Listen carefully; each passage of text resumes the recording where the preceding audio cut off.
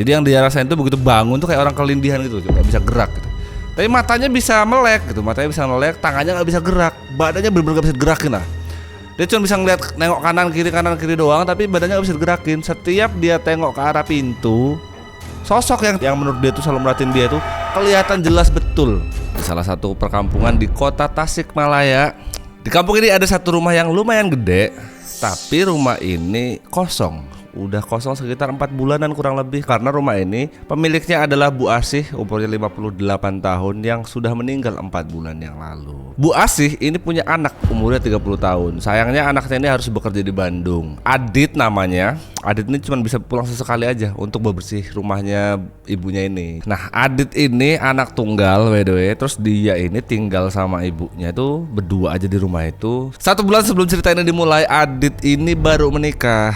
Nikahnya dia ini dengan perempuan namanya Ine. Ine ini dikenalnya si Adit ini dari temennya sebetulnya. Jadi Adit ini punya teman namanya Pikri. Pikri inilah pacaran sama Ine. Dari situlah si Adit tuh kenal. Nah, sebelum sama Adit, si Ine ini punya hubungan sama Pikri ini lumayan panjang, dia 3 tahunan lah.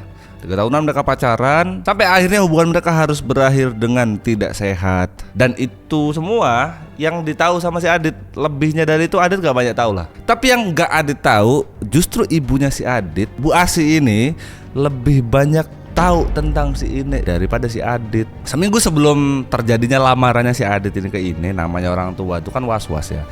Bu Asih ini udah kayak detektif gitu loh dia. Dia nyari tahu banyak hal informasi soal si Ine, calon mantunya ini. Tapi sayangnya semakin jauh Bu Asih ini nyari tahu nih, justru itu yang bikin dia malah kurang lega gitu loh, antara nerima keputusan anaknya tapi nggak sepenuhnya sepaham sama keputusan anaknya yang mau nikahin si Ine. Nah, setelah Adit dan Ine ini menikah itu sebulan setelah meninggalnya ibundanya si Adit. Jadi sebulan setelah itu mereka lah menikah. Nah, dari pernikahan mereka inilah mereka memutuskan untuk tinggal di Tasik.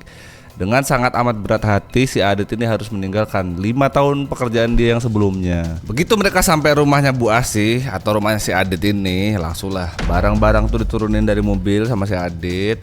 Mereka beberes rumah itu, bagi tugas lah mereka, nurunin barang, mindahin barang, sama bersih-bersih rumah itu. Nah, waktu si Ine ini lagi beres-beresin ruang tamu, rasanya kayak ada orang yang perhatiin dia gitu loh. Padahal dia tahu betul kalau di rumah itu kan siapa-siapa, kecuali dia dan suaminya inilah. Ditanyalah sama si Ine ini sama lakinya, "Kang, Akang lihat gak sih kok perasaan aku lagi bersih-bersih ruang tamu kayak ada yang perhatiin, kayak ada yang liatin." Liatin gimana? Karena saking kecapeannya hari itu mereka beres-beres rumah, kan jam 7 itu habis maghrib gitu mereka berdua udah ketiduran. Tapi di tengah malam tuh dia bangun.